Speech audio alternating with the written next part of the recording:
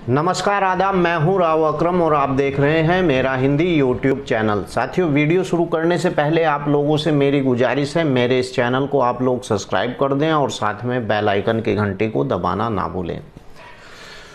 चलिए, आज की वीडियो के अंदर हम जानकारी करते हैं कि दाखिल खारिज का कराना क्यों ज़रूरी होता है, और इसी के ऊपर ही हम आज चर्चा करेंगे और जानकारी करेंगे कि दाखिल खारिज आखिर रजिस्ट्री के बाद दाखिल खारिज क्यों कराना ज़रूरी है, और पुराने दाखिल खारिज को आप कैसे, यानी आपका कोई 20-30 साल 50 साल पुराना दाखिल खारिज है तो उसे आप किस प्रकार से दाखिल खारिज कराएंगे उसका।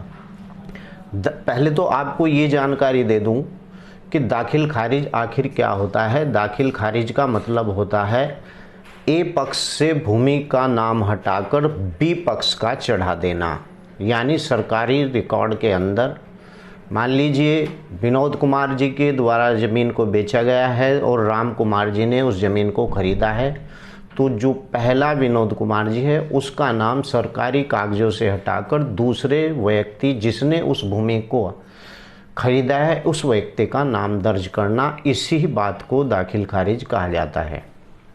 तो चलिए वीडियो शुरू करते हैं और जानकारी विस्तार से लेते हैं। आज इस वीडियो के अंदर मैं चर्चा करूंगा और विस्तार से बात करेंगे, लेकिन वीडियो चाहे जितना भी लंबा हो आप देखिए, आपको वीडियो देखने के बाद हर कुछ समझ में आ। साथियों, जब आप किसी भूमि को लेने के बारे में सोचते हैं तो आप उसकी रजिस्ट्री कराते हैं, स्टैम्प पेपर भी लगाते हैं, वहाँ पर 2 गवाह भी ले जाते हैं और वहाँ पर वकील की फीस भी देते हैं। यानी कि आप हर एक तरीके से हर एक खर्च को वहन कर किसी भूमि को खरीदने के लिए आप रजिस्ट्री कराते हैं। यानी कि आपने कोई भूमि किसी विक्रेता से ली और आप उस भूमि के क्रेता हैं तो आप उस भूमि की रजिस्ट्री कराते हैं।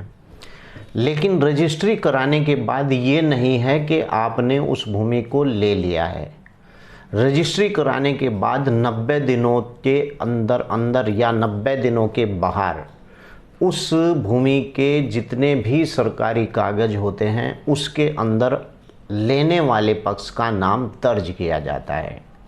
अगर आप ऐसा नहीं करते तो हो सकता है कि उसका उल्टा असर आप पर पड़े और कहीं ऐसा ना हो कि आपका पूरा पैसा ही डूब जाए। तो चलिए मैं आपको बताता हूं कि दाखिल खारिज का इसलिए ज़रूरी कराना होता है। मान लीजिए आपने किसी व्यक्ति से कोई भूमि ली और भूमि लेने के बाद 90 दिन गुजर जाने के बाद आपने उस भूमि का दाखिल खारिज नहीं कराया तो वो भूमि प्रथम पक्ष के नाम पर ही कागज़ों के अंदर दर्ज रहेगी। यानी कि आपकी जो खतौनी है उसके अंदर आपका नाम दर्ज नहीं होगा, भले ही आपने रजिस्ट्री करा ली हो। और प्रथम पक्ष जिसके वो नाम है, यानी कि उसने आपको वो ज़मीन बेच दी, बेचने के बाद उसके तो बल्ले बल्ले हो गए, पैसा मिल गया और फिर जाकर उसने किसी बैंक या किसी व्यक्ति को अन्य को वह भूमि बेच दी। तो बेचने के बाद क्या होगा कि उस भूमि पर आपके सामने एक बाधा पैदा हो जाएगी। यानी कि रजिस्ट्री तो आपकी रद्द नहीं होगी, रजिस्ट्री तो उसी व्यक्ति की रद्द होगी जिस व्यक्ति ने यानी तीसरे पक्ष ने उसे खरीदा है। यानी कि एक व्यक्ति अगर एक भूमि को किसी को बेचता है और फिर उसके बाद उस भूमि को वो तीसरे व्यक्ति को बेचता है, दूसरे व्यक्ति को बेचता है, तो जो पहला व्यक्ति है उस व्यक्ति की रजिस्ट्री वैलिड मान्य मानी जाएगी। दाखिल खारिज कराने के बाद आप उसकी खतौनी को लेना बिल्कुल ना भूलें। यानी कि आपका जब भी दाखिल खारिज हो जाता है तो उसकी खतौनी को, करंट खतौनी को अपने पास में रिकॉर्ड के हिसाब से रखना चाहिए, क्योंकि आजकल बहुत बड़े फ्रॉड हो रहे हैं। मैंने पिछली वीडियो के अंदर बताया कि भूमि से संबंधित अनेकों प्रकार के फ्रॉड होते हैं। कोई व्यक्ति किसी भूमि को बेचता है लेकिन उसका दाखिल खारिज नहीं होता है, और ख़ासकर 90% ऐसी ही भूमि को बेचते हैं ठग और दलाल।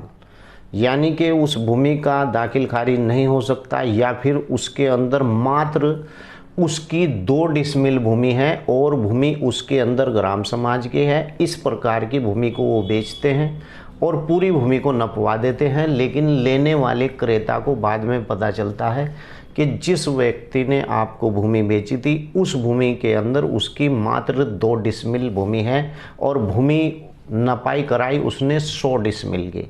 इन चीज़ों का खासकर ध्यान रखें। अगर आप ने दाखिल खारिज नहीं कराया है 90 दिनों के बाद तो क्या होगा। कुछ लोग ऐसे थे कि जिन्होंने 20-20 साल हो गए दाखिल खारिज नहीं कराया, लेकिन बाद में उन्हें अकल आती है तो वह दाखिल खारिज की ओर कराने के लिए तहसील के चक्कर काटते हैं। अभी कुछ दिनों पहले मैं देखा था कि जो पुराने दाखिल खारिज थे उन्हें चढ़ाने के लिए हर एक दाखिल खारिज के व्यक्ति को नोटिस किया गया था कि आपने फला सन के अंदर ये दाखिल खारिज कराया था, इस रजिस्ट्री कराई थी, इसकी आप दाखिल खारिज अवश्य करा लें। यानी हर 15 या 20 या 10 साल के बाद इस प्रकार से रजिस्ट्रार के ऑफिस से इस प्रकार से ऐसे लोगों को नोटिस आते हैं तहसील के माध्यम से कि आपने जिस रजिस्ट्री को कराया था उसका दाखिल खारिज करा लें।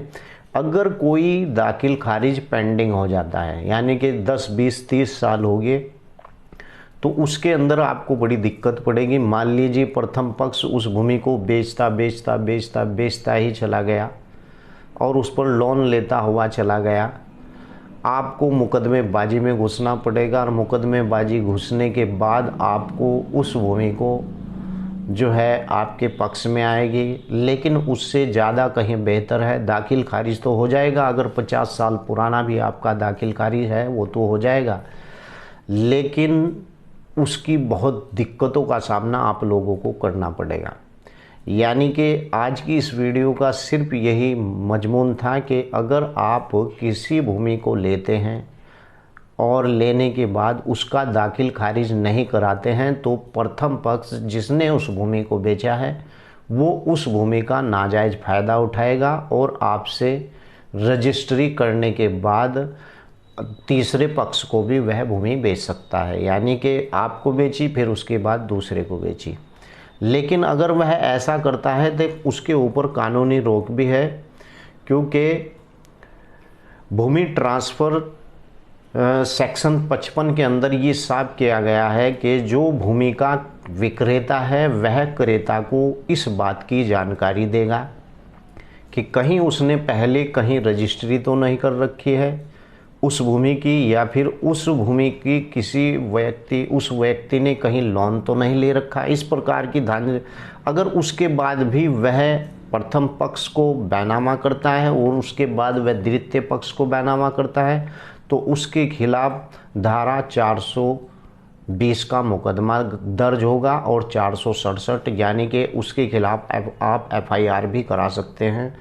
इस प्रकार के व्यक्ति जो भूमि एक से लेकर दूसरे तक बेचते हैं। लेकिन ऐसे मामलों से बचने के लिए या फिर आप अगर को ये जानकारी करनी है कि ये व्यक्ति हमें भूमि बेच रहा था, आप ऑनलाइन जाकर उसकी वेबसाइट पर जांच कर सकते हैं। उस भूमि का खसरा नंबर लेकर इस बात की जांच कर सकते हैं कि क्या इस व्यक्ति ने इस भूमि का किसी को पहले भी रजिस्ट्री की है। ये सब अब ऑनलाइन है। ऑनलाइन आप अपने प्रदेश की वेबसाइट पर जाइए, वहाँ पर जिला अपना प्रदेश करेक्ट कीजिए, जिला और आपकी तालुका तहसील, इस प्रकार से आपका पूरा गांव आप जिस प्रकार से भी ऑनलाइन होगा आप अब उस ऑनलाइन खसरे से जानकारी प्राप्त कर सकते हैं कि इस व्यक्ति ने क्या पहले किसी व्यक्ति को इस भूमि का यानी बैनामा किया था या रजिस्ट्री की थी। इस प्रकार का कोई ऐसा मामला तो नहीं है। अक्सर कर अनजान लोग इस मामले में फंसते हैं जो लोगों को जानकारी नहीं होती है। लेकिन फिर भी डिस्क्रिप्शन में मेरा मोबाइल नंबर है, अगर आपकी को कोई भूमि खरीदनी है तो उसके बारे में आप मुझसे जानकारी ले सकते हैं। तो चलिए अगली वीडियो में जानकारी लेते हैं। अलग से आपको बताऊंगा, भूमि से संबंधित ही। लेकिन आज मैंने इस वीडियो के अंदर बताया कि दाखिल खारिज पुराना हो या नया हो, उसे 90 दिन के बाद आप करा सकते हैं। अगर पुराना हो जाता है तो पुराने दाखिल खारिज के लिए कराने के लिए 100 आफतें आप पर आती है। दाखिल खारिज कराने वाला ये भी पूछता है कि आपने इतने दिन कहाँ रहे, ये आपने इतने दिन क्यों इसे रोक कर रखा, बहुत अन्य सवालों का जवाब देना पड़ता है। इसीलिए अगर आपने कोई भूमि खरीदी है तो 90 दिनों के बाद या 90 दिनों के अंदर उसका दाखिल खारिज जरूर करा लें, अन्यथा रजिस्ट्री आपके नाम और प्रथम कागजों के अंदर उसी व्यक्ति का नाम दर्ज रहेगा जिस व्यक्ति ने आपको भूमि बेची है, और वो उसका मालिक भी रहेगा। वो जिसे चाहे उसकी रजिस्ट्री भी कर सकता है या फिर उस भूमि का नाजायज़ फ़ायदा भी उठा सकता है। तो चलिए अगली वीडियो में मिलते हैं। जय हिंद, जय भारत, खुदा हाफिज।